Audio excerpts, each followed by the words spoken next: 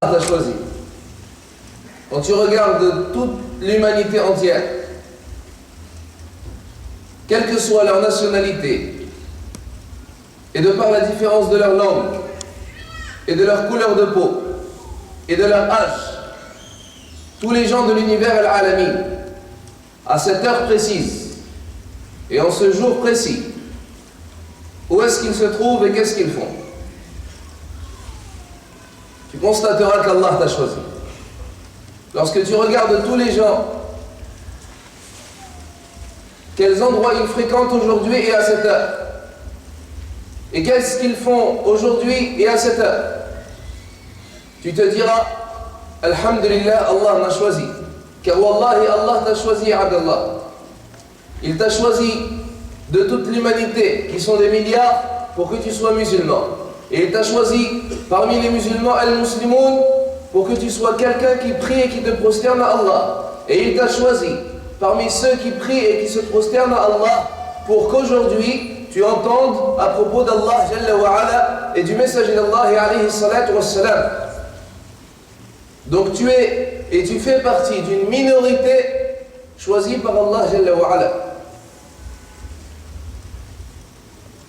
Et ceci est un grand bienfait de la part d'Allah.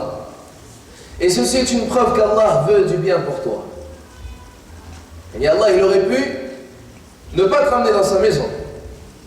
Allah, il aurait pu faire en sorte que tu n'écoutes pas des choses sur la religion.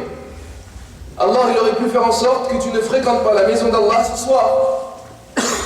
Allah, il aurait pu faire en sorte que tu perdes ton temps dans ton quartier, ou devant la télé, ou sur internet, ou avec des amis, ou bien même que tu le désobéisses, ou al-ayadu billah. Tu écoutes al-haram, tu regardes al-haram durant toute la soirée, voire toute la nuit. Mais il n'a pas voulu. Pourquoi? Car il t'a choisi. Pourquoi? Car il t'aime. Alhamdulillah.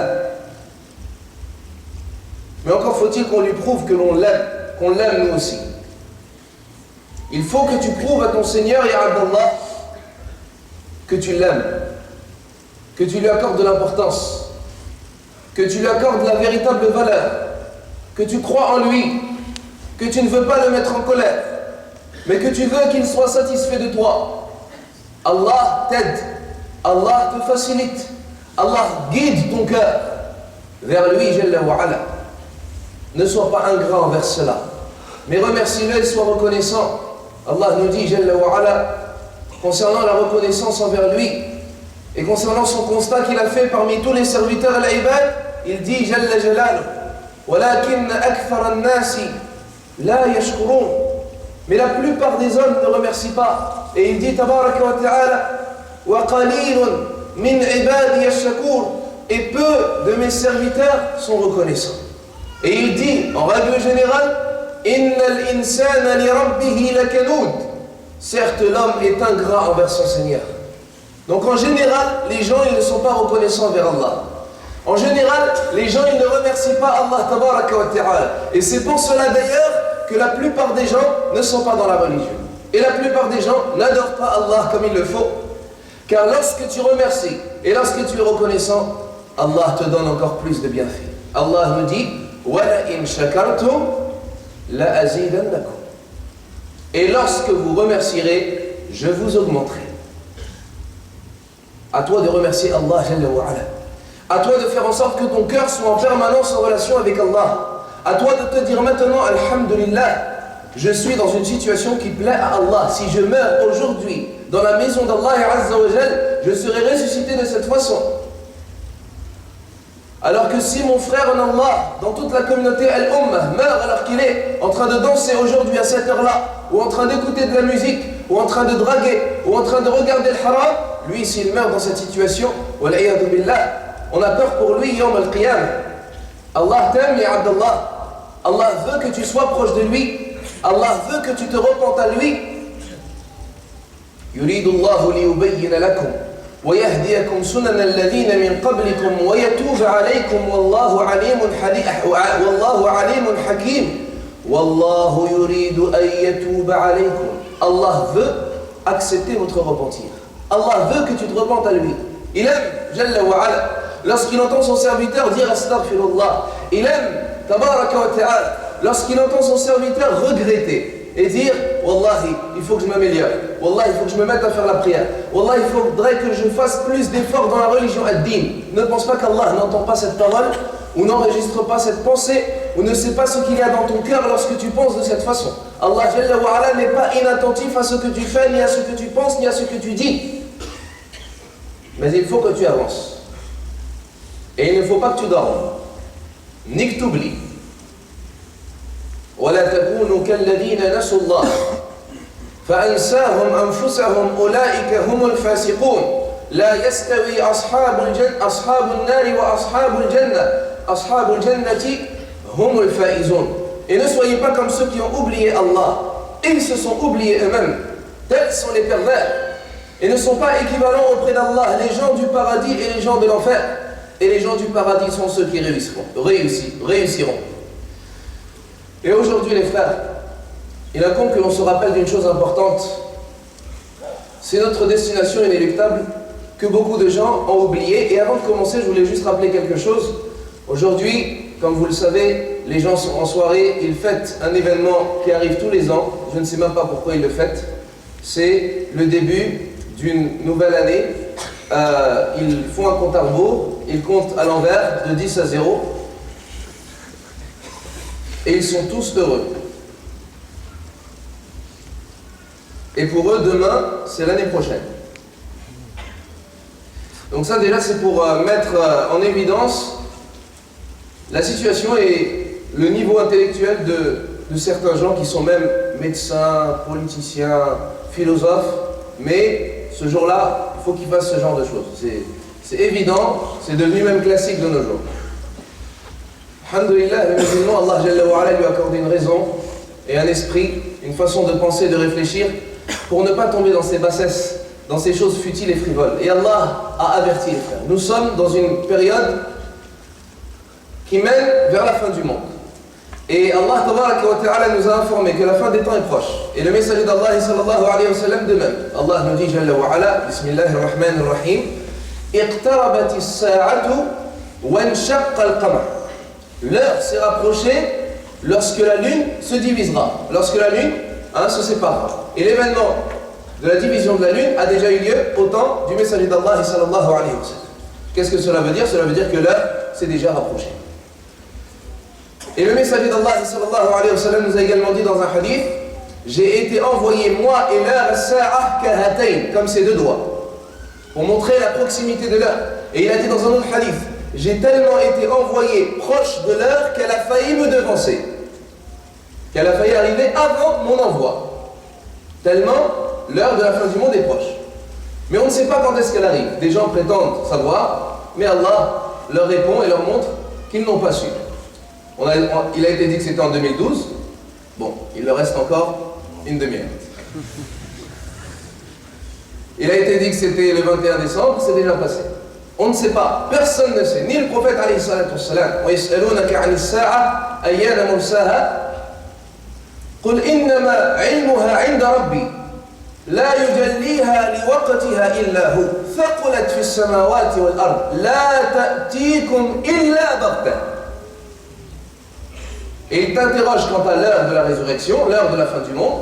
Dis-leur que la science n'appartient qu'à mon Seigneur, il n'en décidera que lui. Elle est certes lourde sur les cieux et la terre et elle ne vous arrivera que soudainement. Que soudainement. Donc personne ne peut prévoir, personne ne peut se préparer, personne ne peut anticiper. L'heure arrivera lorsqu'Allah Jalla wa ala le voudra. Mais nous sommes dans ces signes. هل ينظرون إلا الساعة أن تأتيهم بغتة فقد جاء أشراطها. Attendent-ils que ne leur arrive l'heure de la résurrection soudainement? Mais sont certes arrivés ces signes. Donc les signes de l'heure de la fin du monde arrivent petits et ils ne sont pas encore terminés, les petits signes de la fin du monde, puis arriveront les grands signes lorsqu'Allah Jalla wa ala le voudra. Pourquoi je dis cela? Je dis cela car parmi les signes de la fin du monde, le fait que les gens soient complètement détournés et complètement éloignés de la religion d'Allah Jalla wa ala, complètement plongés dans leur insouciance, plongés dans la vie de ce bas monde et dunya, oubliant Allah, oubliant la mort, oubliant la demeure dernière, oubliant qu'ils seront enterrés et jugés et questionnés et pesés et qu'ils seront affligés le jour de la résurrection. Allah nous dit Bismillahirrahmanirrahim Iqtaraba linnasi hisabuhum وهم في غفلة معرضون ما يأتيهم من ذكر من ربهم محدث إلا استمعوه وهم يلعبون لاهية قلوبهم. Allah nous dit, le jugement des gens s'est rapproché alors qu'ils sont plongés dans une insouciance détournée. Ne leur arrive un rappel de leur Seigneur sans qu'ils ne le prennent et ils l'entendent tout en s'amusant. لاهية قلوبهم, leur cœur étant distrait. Et de nos jours, c'est ce qui arrive. Tu vas parler de la religion, ou tu parles qu'il y ait une conférence dans une mosquée, tu vas appeler quelqu'un à entendre à propos d'Allah, mais lui il a déjà prévu quelque chose d'autre. Lui à cette heure-là il est en soirée, lui à cette heure-là il danse, lui à cette heure-là il fume, lui à cette heure-là il écoute de la musique, lui à cette heure-là il drague wal-'iyadhu billah, ou il boit de l'alcool, ou il a déjà un projet jusqu'à le fajr, ou même plus encore, alors que la fin du monde est proche. Yani subhanallah, d'un côté, il y a des gens qui prétendent la fin du monde et ils prétendent savoir quand est-ce qu'elle va avoir lieu. Et de l'autre côté, on oublie complètement la fin du monde. D'un côté, ils prétendent connaître l'heure sans s'y préparer. Et de l'autre côté, non, on ne sait pas quand est-ce qu'elle arrivera. Et même si on le sait de toute façon, on a tout oublié. Non, ce n'est pas comme ça. Le musulman, il se prépare. Et les frères, je vous adresse la parole. Wallah, uhibbukum fillah, je vous aime pour Allah. Les frères et les ikhwa, je souhaiterais, bi'idhnillahi tabaraka wa ta'ala, qu'on se retrouve tous ensemble fil Jannah, au paradis al-Jannah, et qu'on se rappelle de cette soirée où est-ce qu'on se dira alhamdulillah, ce jour-là où le diable Shaitan a fait ses appels et il a invité chacun à ses soirées. Nous étions en train de s'entraider les uns les autres pour entrer au paradis al-Jannah. On veut entrer au paradis, les frères, c'est notre but, c'est notre objectif, on n'a pas d'autre but. Tout ce que tu fais dans cette vie, c'est pour le paradis al-Jannah, toute ta vie.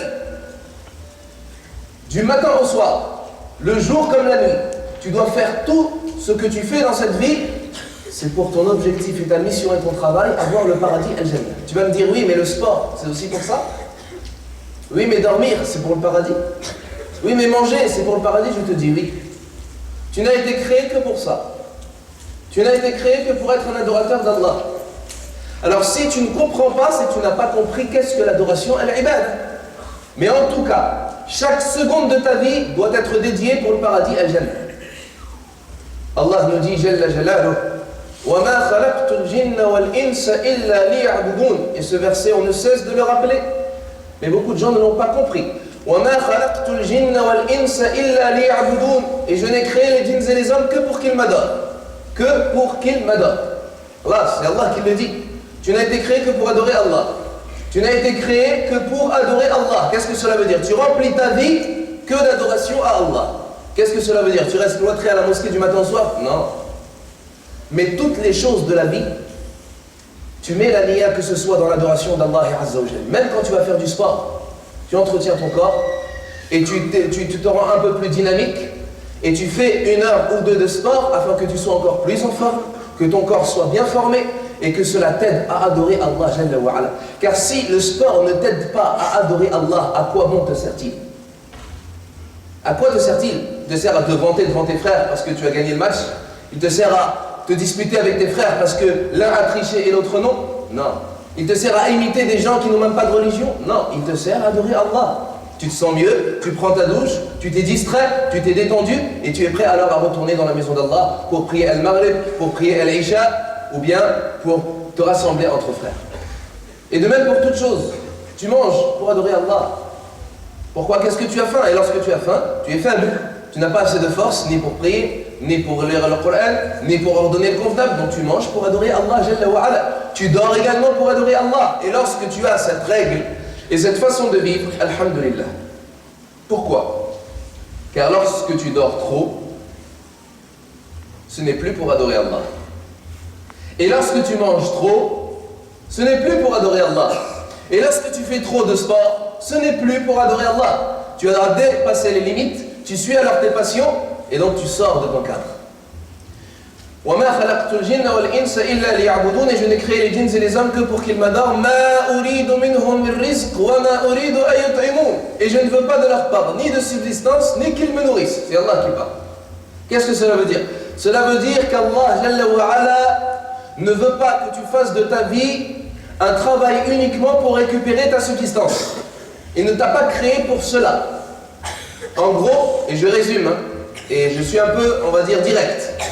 Tu n'as pas été créé pour travailler, ni créé pour étudier. Tu as été créé pour adorer. Il faut faire la balance des choses. Les études, c'est un but pour adorer Allah. Le travail, c'est un but pour adorer Allah. Mais le seul but que tu as, c'est adorer Allah Jalla wa Ala. C'est le travail final qui t'emmènera vers le paradis Al-Jannah. Si tu considères que ton travail c'est ton but, eh bien dans ce cas-là tu n'as pas compris pour la raison pour laquelle tu es présent. Si on donnait la parole à un nouveau-né qui sortait du ventre de sa mère, qu'est-ce qu'il poserait en premier comme question? Qu'est-ce que je fais là? Que dois-je faire? Pourquoi on m'a mis là? Pourquoi est-ce que je vis? Pourquoi j'ai cette vue? Pourquoi j'entends des choses? Pourquoi j'ai été nourri dans le ventre de ma mère? Que me demande-t-on de faire? Si on lui donnait la parole, il dirait cela.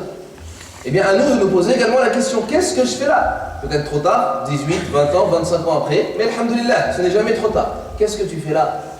Pourquoi est-ce qu'Allah t'a mis au monde? Qu'est-ce qu'Allah attend de toi? En permanence cette question. Et je m'adresse aux gens qui sont loin de la religion, mais également aux gens qui sont dans la religion ad-din. Car attention les frères, il ne faut jamais se dire ah oui, bah là il s'adresse à ceux qui sont loin, ceux qui ne font pas la prière, ceux qui n'ont pas encore compris. Moi, alhamdoulilah, j'ai compris. Non, ya akhi, wallahi, beaucoup de frères qui font 5 fois la prière par jour, à la mosquée, qui ont l'apparence de sunnah, al-lahya, al-qamis, etc., ils n'ont rien compris au but pour lequel ils sont dans cette vie. Et malheureusement, tu les vois dans le dunya et dans le bas monde al-dunya plus que des frères qui ne font pas la prière. Tu peux voir un frère avec l'ahya, une longue barbe, mashallah, un qamis, et tu le vois dans des commerces et dans des business, tu dis Allah musta'an. Il ne pense qu'à ça, qu'à son commerce, qu'à l'argent.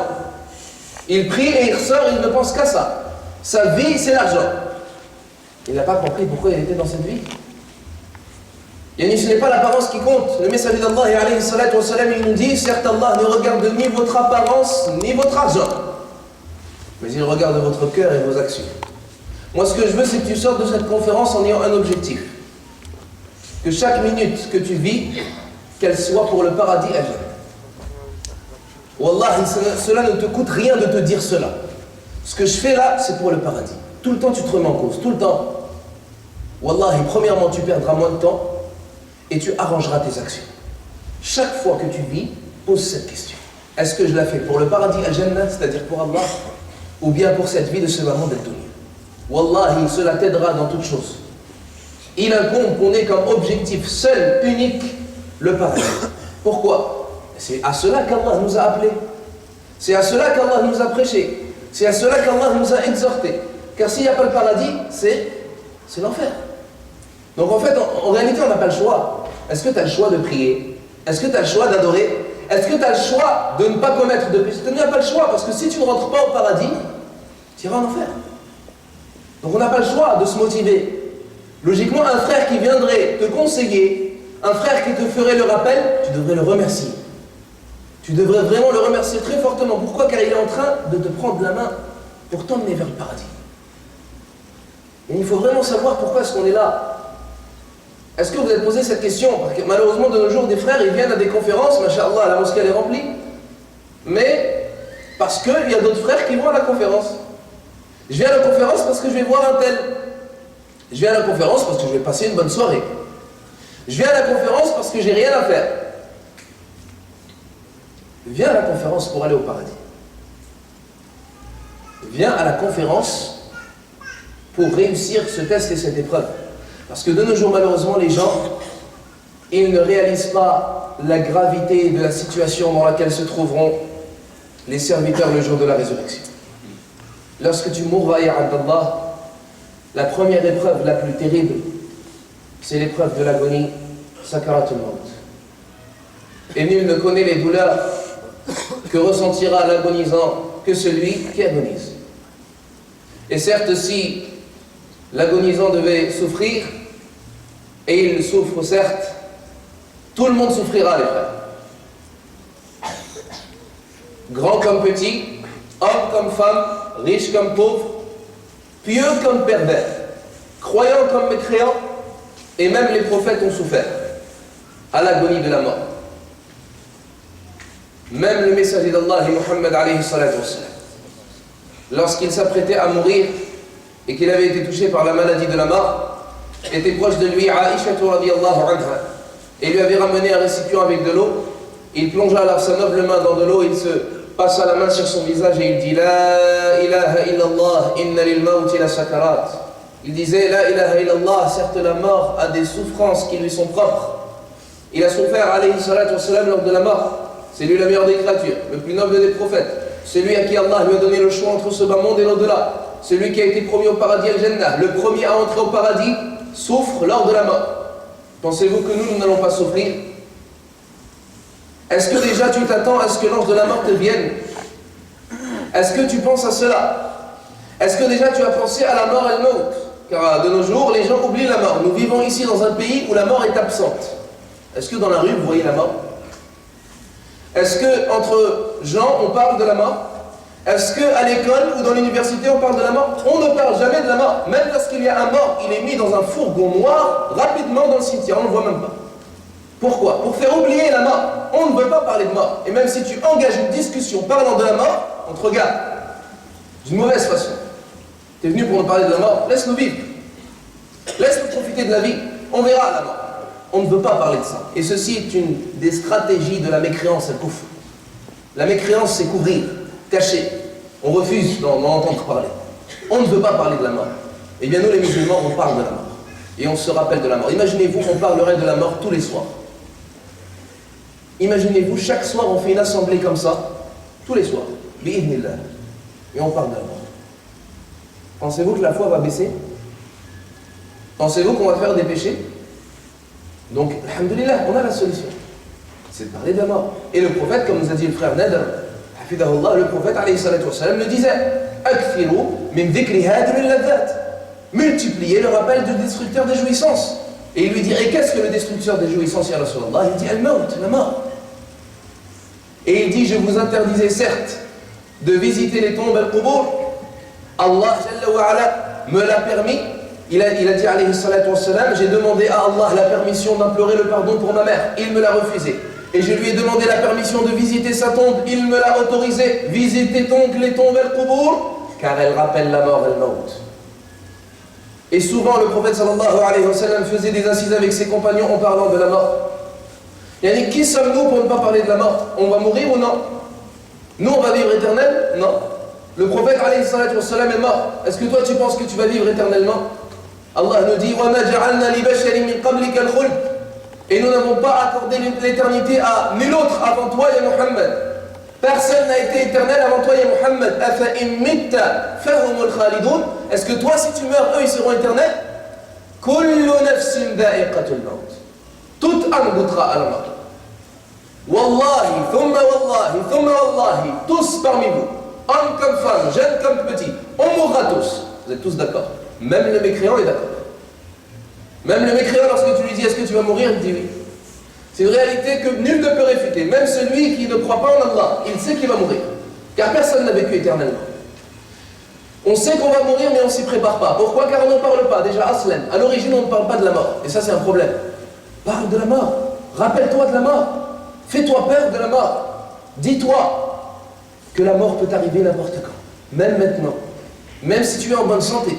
Même si tu n'es pas dans une situation qui risquerait la mort, tu peux mourir. Et ça, c'est selon la décision d'Allah Jalla wa ala. Quand est-ce qu'il va t'envoyer l'ange de la mort? Et lorsqu'il t'envoie l'ange de la mort, nul ne peut l'empêcher. Et nul ne peut l'arrêter. Et nul ne peut lui faire obstacle. L'ange de la mort, lui, qu'est-ce qu'il est? C'est un ange qui exécute l'ordre d'Allah.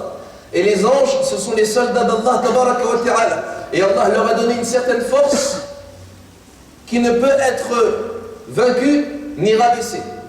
et ils exécutent l'ordre d'Allah. Il n'y a pas de piston, ni de corruption, ni de cour d'appel ou de cassation, ni d'avocat. Hein, tu ne peux pas dire à l'ange de la mort, excuse-moi, j'ai un document, j'ai un délai.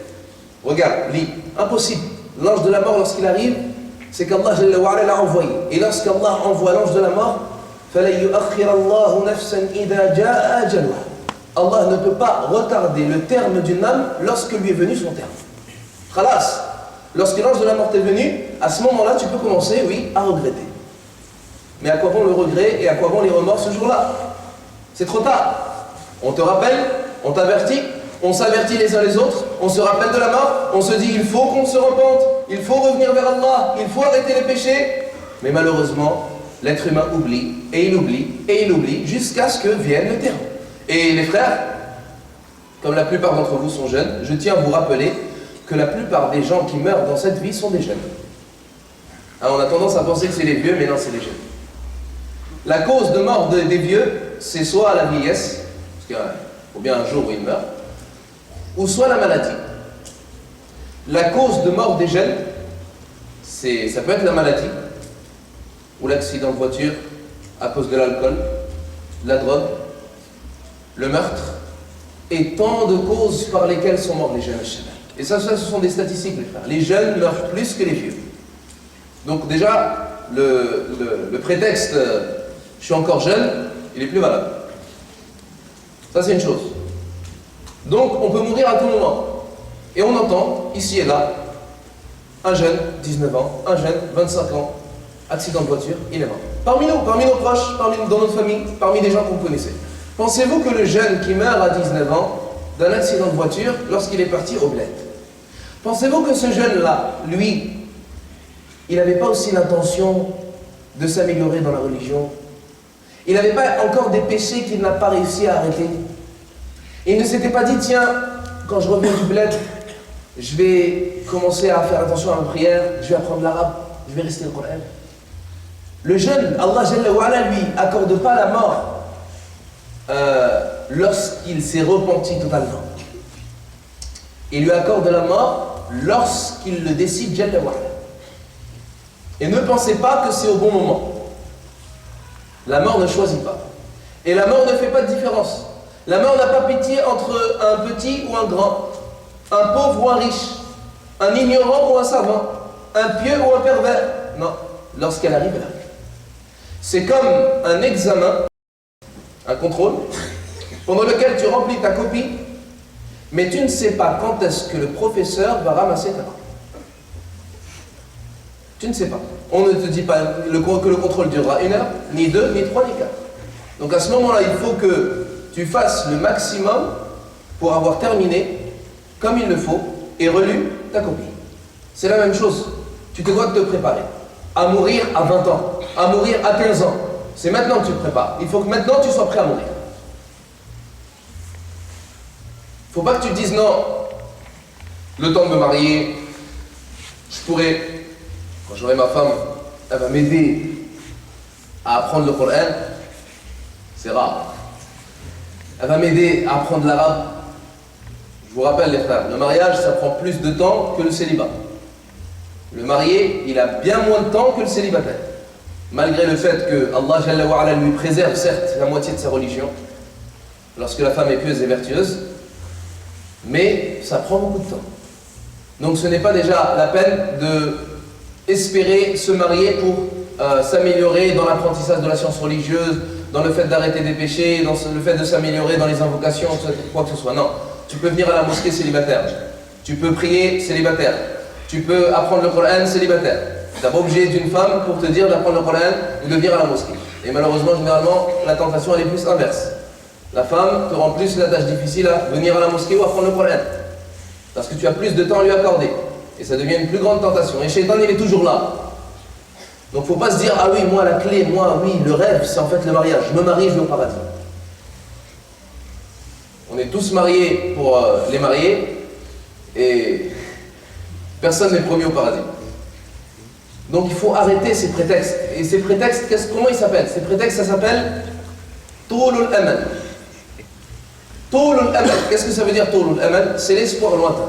L'espoir lointain. Le shaitan il dit, Allah Jalla wa Ala dit à propos de shaitan, ya'idukum.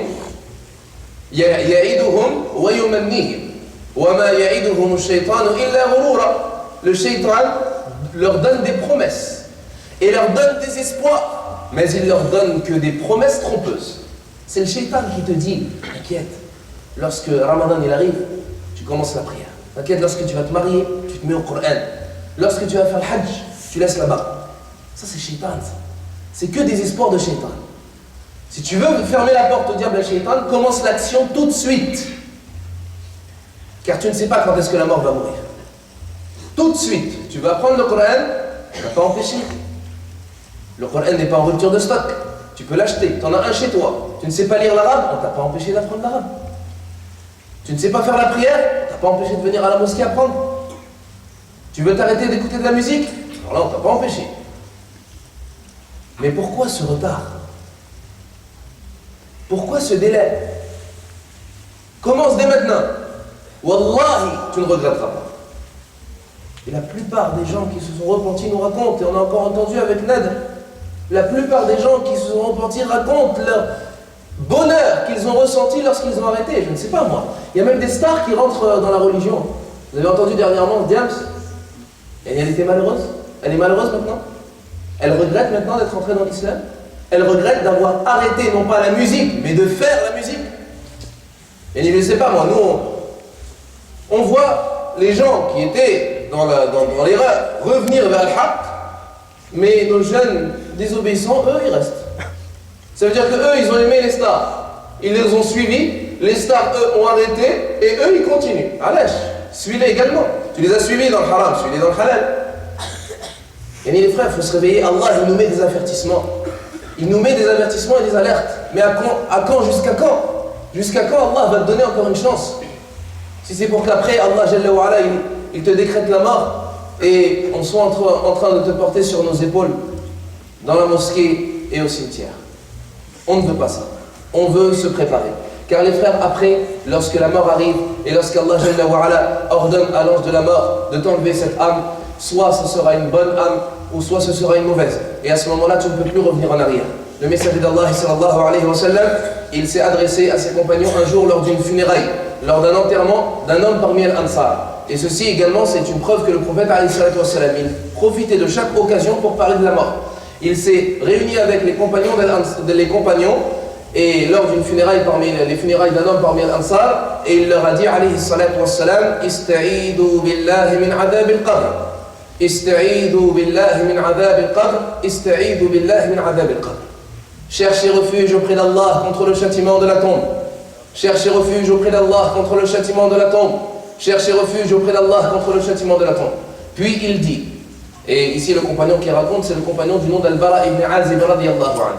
Puis il dit, alayhi salatu wassalam, quant aux serviteurs croyants, lorsqu'ils s'apprêtent à quitter la vie de ce moment d'ad-dunya et à rejoindre l'au-delà al-akhirah, l'accueil des anges au visage lumineux tel le soleil. Bidul wujuh, wujuhahum kash-shams. Et ils ont avec eux un parfum provenant du paradis et un linceul provenant du paradis. Puis il dit, sallallahu alayhi wa sallam, les accompagne alors, accompagne ces anges, et vient alors et apparaît devant lui l'ange de la mort, Malakul Maut. Cet ange alors s'approche de sa tête et il lui dit, Ayyatuha an-nafsu at-tayyibah, ô toi la bonne âme, sors par l'agrément de ton Seigneur et sa satisfaction. L'âme du serviteur croyant, il dit alayhi salatu wassalam, sort du corps comme de l'eau coule d'une jarre. La jarre, c'est une sorte de vase ou de crue comme dans les pays orientaux, qui contient de l'eau. Lorsque nous allons verser cette jarre, l'eau va couler avec douceur, sans rebondissement, sans gicler, de façon douce. Il dit alayhi salatu wassalam, l'âme sort du corps comme de l'eau coule d'une jarre. Puis, les anges et les malaïkas ne font pas garder cette âme dans les mains de l'ange de la mort, ne serait-ce que l'instant d'un clin d'œil. Ils la récupèrent alors, et l'embaument d'un parfum provenant du paradis, et l'habillent d'un linceul provenant du paradis. Puis ils la font monter dans les cieux à Samawat. Lorsqu'ils arrivent au premier ciel, l'ange du gardien du premier ciel dit: à qui appartient cette âme? Et alors les anges lui disent: elle appartient à un tel fils d'un tel, et il la nomme d'un nom par lequel, du meilleur nom par lequel il était appelé dans la vie de ce moment d'Ad-Dunya. Puis il lui est ouvert les portes du ciel as-sama, et il monte alors jusqu'au 7e ciel. Puis Allah tabaraka wa ta'ala ordonne à ses anges, il leur dit: remettez cette âme et faites-la retourner à son corps dans la terre at-Turab, car c'est de la terre que je l'ai créée, et c'est vers cette terre qu'il reviendra, et c'est de cette terre qu'il sera ressuscité. L'âme est alors retournée et revient au corps qui lui a été lavé, enveloppé dans son linceul, enterré par sa famille. L'âme alors revient dans ce corps, et lorsque l'âme revient dans le corps, dans la tombe al-Qabr, c'est à ce moment-là que tu ouvres tes yeux. Et c'est à ce moment-là que tu te rends compte que tu as un certain nombre de tonnes de terre sur toi. Les gens pensent que la tombe est un monde qui n'est pas réel. Les gens pensent que la tombe, c'est un monde virtuel. C'est des récits en fait, c'est des hadiths du prophète alayhi salatu wassalam, mais on verra comment ça sera. Lorsque tu ouvriras tes yeux, que tu sois croyant ou non, tu vas ressentir ce que l'on appelle dhammatul qabr, la compression de la tombe. Tu ouvres tes yeux, tu as 1 tonne de terre sur toi. Tu ne peux même pas bouger, ne serait-ce que ton épaule, ou ton bras, ou ton cou. Tu as 1 tonne de terre sur toi. Il faut s'imaginer les frères, wallahi, c'est une véritable situation que nous tous allons vivre. 1 tonne de terre sur toi.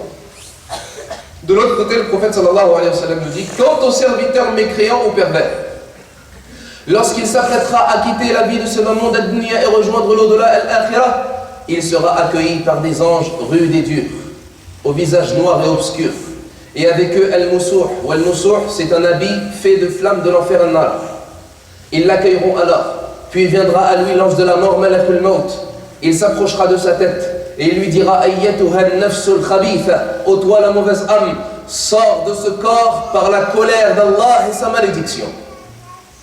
Le prophète alayhi salatu wassalam nous dit: l'âme se cachera alors dans le corps et refusera de sortir et d'obéir à l'ange de la mort, car elle ne veut pas, car elle sait désormais que tout ce qu'elle va subir ne sera que châtiment et supplice. Elle ne veut pas alors sortir du corps. Il dit alayhi salatu wassalam: l'ange de la mort l'attrapera alors et l'arrachera du corps comme on arrache une broche à cuire de la viande dans une pelote de laine mouillée. Avez-vous vu, ou imaginez-vous, une broche, ou bien une brochette, hein, le fil, ou bien la broche de fer qui est plongée dans une pelote de laine mouillée. Lorsque tu arraches cette broche va alors arracher avec elle tous les morceaux de pelote de laine, car celle-ci est mouillée et colle alors. Il n'y aura alors que des arrachements de cette pelote de laine, et cette pelote de laine sera alors déchirée et déchiquetée par cette broche. Cette image, c'est le prophète sallallahu alayhi wa sallam qui l'a donnée. Quant à quel événement? L'événement lors duquel l'ange de la mort arrache l'âme du mécréant ou du pervers. Cette âme-là qui aura peur de l'ange de la mort et qui ne voudra pas sortir du corps, cet ange de la mort arrachera l'âme du mécréant et du pervers. Ses veines seront alors déchirées, ses nerfs seront déchiquetés, ses os également seront broyés à cause de l'extraction de l'âme par l'ange de la mort. Ce ne sera plus la façon douce avec laquelle l'âme a été enlevée pour le croyant. Et cette âme-là, les anges ne la laisseront plus dans les mains de l'ange de la mort, ne serait-ce que l'instant d'un clin d'œil, mais ils l'habilleront du vêtement d'al-musuh, du vêtement fait de flammes de l'enfer al-nar. Le châtiment commence là. Le châtiment commence dès maintenant. Et ils la font monter alors au niveau du premier ciel. Et l'ange gardien du premier ciel demande: à qui appartient cette âme, cette âme? Alors qu'elle a la pire des odeurs, alors qu'elle est embaumée de la pire odeur d'un cadavre sur terre. Et alors les anges disent: elle appartient à un tel, fils d'un tel, en la nommant du pire nom par lequel il était appelé dans cette vie de ce monde. Et on lui refuse de lui ouvrir ne serait-ce que le premier ciel. Et à ce moment-là, le messager d'Allah sallallahu alayhi wa sallam dit, et il récita la parole d'Allah jalla wa ala: innal ladhina kafaru wastakbaru innal ladhina istakbaru an ayatina innal ladhina kafaru bi ayatina wastakbaru anha la tufattahu lahum abwabu as-sama wa la yadkhuluna al-jannata hatta yalija al-jamalu fi sammi al-khiyat wa kadhalika najzi al-mujrimin. Allah nous dit: certes ceux qui ont mécru en nos versets et qui se sont enorgueillis, on ne leur ouvrira pas les portes du ciel. Et ils ne rentreront au paradis que lorsque le chameau rentrera dans le trou d'une aiguille. Et c'est ainsi que nous rétribuons les criminels. Puis Allah Jalla wa Ala ordonnera que cette âme tombe. Et ici, remarquez le terme qu'il a employé, alayhi salatu wassalam. Cette âme ne sera pas emmenée jusqu'au corps, mais elle tombera. Elle ne sera pas accompagnée par les anges al-malaïka, mais elle tombera et chutera du premier ciel. Et savez-vous la hauteur du premier ciel? Ce n'est pas les étoiles que nous voyons ici. As-sama ad-dunya, c'est tout l'univers al-alamin. C'est ça le ciel de ce bas monde. Quand nous appelons le ciel de ce bas monde, c'est tout l'univers, avec les galaxies, avec les étoiles, avec les nébuleuses. Tout ça, c'est le premier ciel. Lorsqu'il arrivera aux premières portes du premier ciel, aux portes du premier ciel, Allah refusera qu'on lui ouvre. Cette âme tombera alors jusqu'à la tombe. Et le prophète sallallahu alayhi wa sallam récita la parole d'Allah: wa man yushrik billah faka'annama kharra min as-sama' fatakhtafuhu at-tayr aw tahwi bihi ar-rih fi makanin sahiq. Quant à celui qui associe à Allah, c'est comme s'il tombait du ciel. Fasadaqa Allahu jalla wa ala fil Qur'an.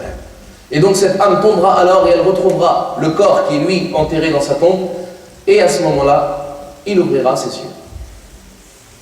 Et il se retrouvera dans cette situation. Donc imaginez-vous les frères, voilà comment la mort se passe et voilà comment nous nous retrouvons dans notre tombe. Sans rien, sans argent, sans habit, un seul tissu, le linceul. Sans provision, sans carte bleue ou chèque, sans amis, sans famille, seul. On est seul dans la tombe. On n'a personne pour nous aider, personne pour nous soutenir, personne pour nous consoler. On est seul avec nos actions. Le messager d'Allah sallallahu alayhi wa sallam, il nous dit, lorsque l'être humain meurt, le suivent trois choses: maluhu wa ahluhu wa amaluhu. Son argent, sa famille et ses biens. Lorsqu'on va à un enterrement et qu'on accompagne le mort, l'accompagne ses actions, son argent et sa famille. Mais lorsqu'ils l'ont enterré, sa famille et son argent repartent. Sa famille repart, ils ne vont pas passer leur vie dans le cimetière. Et son argent qu'il a délaissé aux héritiers, lui, il est partagé entre les héritiers. Et il ne reste avec le mort que ses actions. Ne restera avec toi que ce que tu as fait, bonne comme mauvaise. Ne restera avec toi que ce que tu as fait et que ce que tu as commis. Tu resteras dans cette tombe en train de te remémorer et en train de te rappeler et en train de regretter et en train de souhaiter revenir dans la vie de ce bas monde ad-dunya. Oui, mais c'est trop tard. Oui, mais c'est trop tard. Alors avant que cela ne soit trop tard, réveille-toi. Avant que cela ne soit trop tard, travaille. Wallahi, je ne sais pas qu'est-ce que tu attends. Wallahi, je ne sais pas qu'est-ce que tu attends pour faire de ta journée une journée pleine d'adoration. Wallahi, je ne sais pas. Qu'est-ce que tu attends? Yallah, qulli. Dis-moi qu'est-ce que tu attends. T'attends que te vienne la mort? T'attends que te vienne un miracle? Les miracles, ils ne sont pas assez suffisants. Alhamdulillah, on croit tous en Allah et on a tous confiance en Allah et on a tous certitude au paradis et à l'enfer et à la mort al-maut. Qu'est-ce qu'on attend? Qu'est-ce qu'on attend pour travailler pour le paradis al-Jannah? Qu'est-ce qu'on attend pour vivre pour une demeure et un château dans le paradis et une étendue vaste, des maisons avec de l'or et de l'argent et un cheval d'émeraude avec des ailes sur lequel tu te déplaceras où est-ce que tu le veux dans le paradis al-Jannah? Qu'est-ce que t'attends, ya Abdallah? Wallahi, qu'est-ce que t'attends? C'est la question que tu dois te poser. Qu'est-ce qui te freine?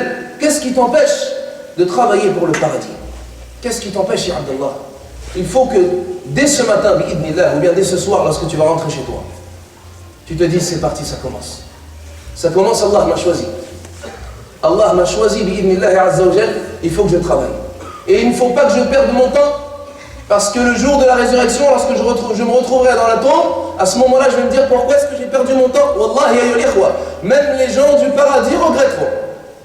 Comment? Oui, même les gens du paradis. Les gens nous disent, les savants disent, le jour de la résurrection est appelé Yawmul Hasra, le jour des regrets. Les savants disent, ce seront des regrets pour tout le monde, même pour les gens du paradis. Pourquoi? Car les gens du paradis, lorsqu'ils auront reçu le degré qu'Allah leur aura donné, et lorsqu'ils verront les gens qui auront un degré supérieur, ils regretteront de ne pas avoir assez adoré Allah pour monter à ce degré. C'est le jour des regrets. On regrettera en permanence. Donc il faut qu'on regrette le moins. Et donc il faut travailler, les frères. Wallah, il faut travailler. Et travailler, ce n'est pas un travail avec fatigue. Sachez que l'adoration d'Allah Azza wa Jal, c'est le bonheur. Allah tabaraka wa ta'ala nous dit: Man amila salihan min dhakarin aw untha wa huwa mu'min, celui qui accomplit de bonnes œuvres tout en étant croyant, homme ou femme, falanuhyiyannahu hayatan tayyiba nous lui ferons vivre une vie agréable. Donc en fait, tu es heureux dans l'adoration. Tu es heureux dans l'adoration. C'est dans l'adoration que tu kiffes. C'est dans l'adoration que tu aimes, que tu te sens bien. C'est dans l'adoration à l'ibad, ce n'est pas autre chose. Est-ce que là, dans cette salle, il y a quelqu'un qui me dit « Moi, je me sens pas bien » Est-ce que là, dans cette salle, il y a quelqu'un qui me dit « Moi, j'ai envie de sortir, rejoindre les autres salles » Pourquoi? Premièrement, parce que tu n'as pas envie de danser. Et deuxièmement, parce que tu te dis « Alhamdulillah, Allah, il m'a préservé. » Yani, Alhamdulillah, Allah Azza wa Jal, il nous a tous préservés de cela. Donc il faut remercier Allah Tabaraka wa Ta'ala et nous préparer à la religion. Et Wallahi, je fais un rappel également à ceux qui, Alhamdulillah, sont déjà dans la religion, qui prient, qui ont déjà l'apparence de la sunna. Wallah, les frères, il ne faut pas se sentir à l'abri du stratagème d'Allah. Il ne faut pas se dire, Alhamdulillah, moi c'est bon, je suis multazim. Hein? Moi je suis un frère. Pourquoi les autres, c'est pas tes frères? Moi je suis une sœur. Pourquoi les autres, c'est pas tes sœurs? On est tous des frères et des sœurs. La seule différence, ayyul ahbab, la seule différence qu'Allah fait entre nous, c'est avec la piété et le taqwa. La seule différence. C'est ni à la longueur de la barbe, c'est ni un qamis, c'est ni l'apparence, non, c'est la piété. Inna akramakum inda Allahi atqakum. Certes, les plus nobles auprès d'Allah sont les pieux. Donc si tu veux qu'Allah te considère, si tu veux qu'Allah te respecte, si tu veux qu'Allah t'accorde de l'importance, à toi d'accorder de l'importance à Allah. Et ce n'est pas uniquement dans ton apparence, mais c'est surtout dans tes actions. Pourquoi? Car justement, le jour de la résurrection, tu te retrouveras qu'avec tes actions. Donc il faut se concentrer dans les actions al-amal. Un savant disait, si tu veux connaître la valeur qu'a la prière, si tu veux connaître la valeur que tu as auprès d'Allah, si tu veux connaître la valeur que tu as auprès d'Allah, ce serait intéressant de connaître comment Allah il nous considère. Tu te dis, est-ce que Allah il m'aime? Est-ce qu'Allah il m'accorde de l'importance? Ou est-ce qu'Allah il m'a laissé avec ceux malheureusement qui sont égarés? Qu'est-ce qu'il m'accorde comme importance? Il dit, ce savant, hafidhahullah, si tu veux connaître la valeur que tu as auprès d'Allah, écoutez bien cette phrase, si tu veux connaître la valeur que tu as auprès d'Allah, regarde la valeur qu'a la prière auprès de toi. Regarde la valeur qu'a la prière auprès de toi. Yani, c'est-à-dire, tu veux voir qu'est-ce qu'elle a cette prière auprès d'Allah, qu'est-ce que tu as comme valeur auprès d'Allah, tu regardes ta prière. Est-ce que toi tu accordes de l'importance à la prière? Est-ce que tu aimes la prière? Est-ce que tu fais attention à cette prière? Est-ce que tu es assidu à l'accomplissement de la prière? Eh bien toutes ces réponses, c'est Allah avec toi. Si tu es assidu à la prière, Allah sera assidu à toi. Si tu fais attention à ta prière, Allah fera attention à toi. Si tu préserves ta prière, Allah te préservera. Et ceci se retrouve dans le hadith du messager d'Allah lorsqu'il a dit à un de ses compagnons, Ihfadillah, Ihfadillah, préserve Allah. Non, préserve les règles d'Allah, la religion d'Allah, Allah te préservera. Donc les frères, barakallahu fikum, essayez de vous rappeler, de vous remettre en cause et de ne pas vous sentir à l'abri du châtiment d'Allah. Personne n'est à l'abri du châtiment d'Allah, même celui qui ressemble au prophète sallallahu alayhi wa sallam dans son apparence uniquement. Ayyuha al-ikhwatu al-kiram, si le prophète sallallahu alayhi wa sallam et les compagnons sahaba wal ashr al-mubashshirun bil jannah et les 10 qui ont été annoncés au paradis al-jannah, parmi eux Omar et Abu Bakr radiyallahu anhuma, ceux-là ils ont eu peur d'Allah et ceux-là ils ont eu peur de l'au-delà, ils ont eu peur du jour de la résurrection. Qui sommes-nous nous pour ne pas avoir peur? On doit tous avoir peur. Ali ibn Abi Talib, lorsqu'il faisait uniquement ses ablutions, la couleur de son visage changeait. Il devenait pâle, juste lorsqu'il faisait al-wudu, car il s'apprêtait à rencontrer Allah. Il faut que nous ayons peur également d'Allah Jalla wa Ala, de la véritable peur. Fini les mots, alhamdoulilah, je suis sur le droit chemin et je passe mon temps à critiquer les gens, à regarder les défauts, à appeler telle personne, etc. Regarde-toi avant. Regarde ton âme, regarde tes actions. Lorsque tu te mets en colère sur ton frère, énerve-toi sur toi-même. Lorsque tu regardes les défauts de ton frère, regarde tes défauts avant. Mets-toi en colère sur toi-même. Le prophète alayhi salatu wassalam était exigeant envers lui-même, pardonneur envers ses frères. Pardonne tes frères. Ne regarde pas leurs défauts, mais garde leurs biens. Mais par contre, toi, ne te pardonne pas à toi-même. Parce que le jour de la résurrection, tu ne penseras qu'à ta peau. Tu ne penseras plus à tes frères. Tu ne regarderas plus celui que tu as critiqué, celui dont tu t'es moqué, même celui que tu as conseillé. Tu ne regarderas plus, mais tu ne regarderas que toi-même. Donc à toi de te regarder toi-même dans la vie de ce moment de vie. Et de te faire le bilan et de te remettre en cause بإذن الله تبارك وتعالى. بارك الله فيكم وشكر الله حضوركم. Les frères, je vous appelle donc à vous repentir, et je m'appelle également moi-même et tous mes frères à renouveler ce repentir à Tawbah. Ce n'est pas parce que nous sommes durant la soirée du Nouvel An pour rassurer et nous innocenter de certaines personnes qui ont dit qu'il faut un événement le 31 décembre et ça c'est une bid'a, etc., etc.